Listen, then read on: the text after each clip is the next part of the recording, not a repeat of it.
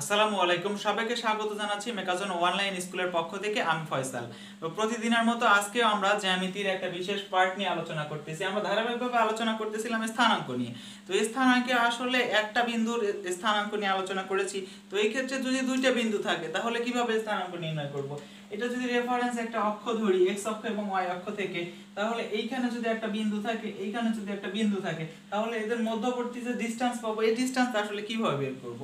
এখন এইখানকার যে দূরত্বটা পাবো আমরা জানি y অক্ষ থেকে যে দূরত্বটা পাই সেটা হচ্ছে, এটা যদি a বিন্দু হয়, y অক্ষ থেকে যে দূরত্বটা পাবো সেটা x, আর x অক্ষ থেকে যে দূরত্বটা পাবো সেটা y, এটা a বিন্দুর ক্ষেত্রে। এখন এইখানে যদি আরো একটা বিন্দু নেই তাহলে ওই অনুরূপ এটা যদি হয় b বিন্দু, ওই y অক্ষ থেকে যে দূরত্বটা পাবো সেটা x এবং x অক্ষ থেকে যে দূরত্বটা পাবো সেটা y।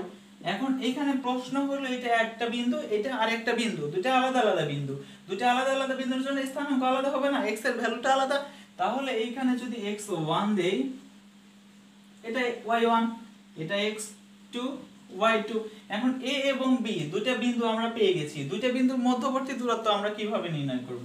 a বিন্দু, b বিন্দু, দুটো বিন্দুর মধ্যবর্তী দূরত্ব আমাদের নির্ণয় করতে বলছে। তবে বন্ধুরা এটাকে যদি, এই রেখাটাকে যদি আর একটু বর্ধিত করে দেই, তাহলে এটা x অক্ষের সমান্তরাল রেখা, এটা y অক্ষের সমান্তরাল রেখা, দুটো সমান্তরাল, এই x অক্ষের সমান্তরাল রেখার উপরে এটা লম্ব। তাহলে যদি লম্ব হয় তাহলে বলা যায় এটা সমকোণী ত্রিভুজ। আর সমকোণী ত্রিভুজের ক্ষেত্রে আমাদের পিথাগোরাস সাহেব বলে দিয়েছে যে অতিভুজ স্কয়ার সমান লম্ব স্কয়ার ভূমি স্কয়ার, সেটাতে আসবো একটু পরে। তাহলে এই ত্রিভুজের যদি লম্ব জানি, ভূমি জানি, আমাদের দূরত্বটা লাগবে ab। এই যে a এবং b মধ্যবর্তী ডিসটেন্সটা এতটুকুই, আমাদের এই পথটুকুই তো যেতে হবে। তাহলে এই পথটুকু এই ত্রিভুজের জন্য অতিভুজ, এটা হচ্ছে ভূমি, এটা লম্ব। তাহলে ভূমিটা কিভাবে বের করব? দেখেন এই বিন্দুটা এই y অক্ষ থেকে কতটুকু দূরে, x1 পরিমাণ দূরে, এবং এই বিন্দুর ক্ষেত্রে এটা কতটুকু দূরে আছে, এইখান থেকে এই y অক্ষ থেকে x2 পরিমাণ দূরে। তাহলে x1 এবং x2 মধ্যবর্তী দূরত্বটা কতটুকু? আমরা পুরোটাকে যদি x2 ধরি, এটা x1, তাহলে x2 থেকে x1 বাদ দিলে আমরা এই যে মাঝখানের দূরত্বটা পাবো x2 x1। তাহলে x2 x1 এই ত্রিভুজের কাছে ভূমি হয়ে যাচ্ছে না, x2 x1। এই যে অনুরূপ এতটুকু দূরত্ব এখানে নিয়ে এসে বসাই দিলাম, এই ত্রিভুজের ভূমি পেয়ে গেলাম। আবার যদি আরেকটা করি, তাহলে এই ত্রিভুজের x অক্ষ থেকে যে দূরত্বটা পাবো সেটা, এই যে স্থানাঙ্ক লিখে রাখছি y1, তাহলে এতটুকু y1, আর এই যে টোটাল টুকু এখানে এই যে y2, x অক্ষ থেকে দূরত্ব y2। তাহলে এইটুকুর ডিসটেন্স কতটুকু? ওই যে x অক্ষ থেকে বের করলাম কতটুকু দূরত্ব, y2 থেকে যদি y1 বিয়োগ করি তাহলে পেয়ে যাব y2 y1। তাহলে এই ত্রিভুজের এই যে AB, আর এটা যদি C বিন্দু হয়, ABC ত্রিভুজের ত্রিভুজ বের করতে পারবো না? এই যে অতিভুজটা পাবো সেটাই হচ্ছে AB আমাদের দূরত্ব।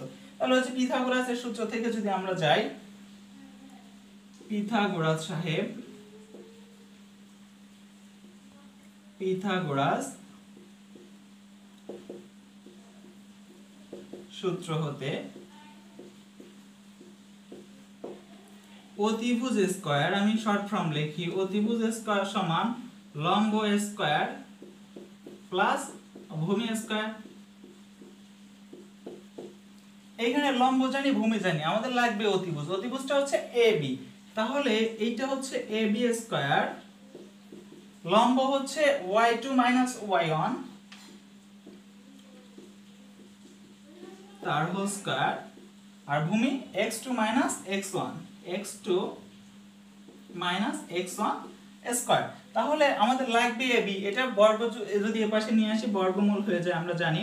তাহলে AB সমান √, এটাকে যদি আগে লিখি তাহলে x2 x1 whole square plus y2 y1 whole square. এখন দুটো বিন্দুর যদি দূরত্ব দেয়া থাকে, দুটো বিন্দুর স্থানাঙ্ক দেয়া থাকে, তাহলে মধ্যবর্তী দূরত্ব আমরা বের করা শিখলাম। এখন কথা হচ্ছে এই যে AB, আমরা এর আগেও কথা বলেছি যে এই দূরত্ব নিয়ে প্লাস মাইনাস হওয়ার সম্ভাবনা আছে কিনা।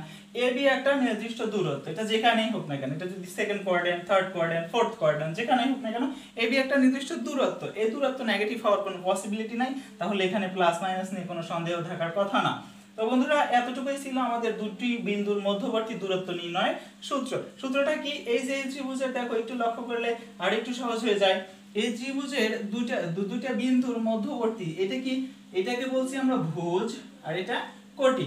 তাহলে ভুজদ্বয়ের অন্তর আর কোটিদ্বয়ের অন্তের বর্গের বর্গমূলের সমান হচ্ছে না?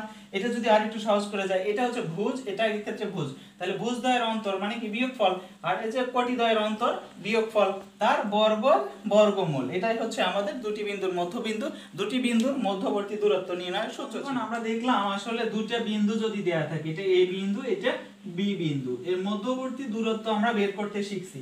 এখন এই মধ্যবর্তী দূরত্ব এ বি কে যদি কোনো একটা বিন্দু পি বিন্দু দ্বারা ধরলাম, পি বিন্দু দ্বারা এদের কি করলো, বিভক্ত করলো। এই যে দুটো বিন্দু ছিল এটাকে যে কোনো অনুপাতে বিভক্ত করতে পারে, এর পাশে 1 3 2 3 বা যে কোনো অনুপাতে বিভক্ত করতে পারে। কত অনুপাতে বিভক্ত করবে সেটা আমরা বের করব। তাহলে এই যে বিন্দু এ বিন্দুর স্থানাঙ্ক আমরা জানি x অক্ষ থেকে x অক্ষ y অক্ষ রেফারেন্স নিয়ে x1 এবং y1, এটা হচ্ছে x2 এবং y2। তাহলে এই দুটো বিন্দুর মধ্যবর্তী একটা বিন্দু আছে পি বিন্দু, কোন অনুপাতে বিভক্ত করছে আমরা জানি না। এইটা ধরে নিলাম এ বিন্দু থেকে এটা m1 অনুপাতে এবং এটা m2 অনুপাতে বিভক্ত করে। তাহলে ওই আগের মতোই যদি আমরা ত্রিভুজ আঁকি, এটা x অক্ষের সমান্তরাল রেখা, এটা y অক্ষের সমান্তরাল রেখা, তাহলে একটা রেখার উপর অপরটা লম্ব, তাহলে এই ত্রিভুজটা সমকোণী ত্রিভুজ।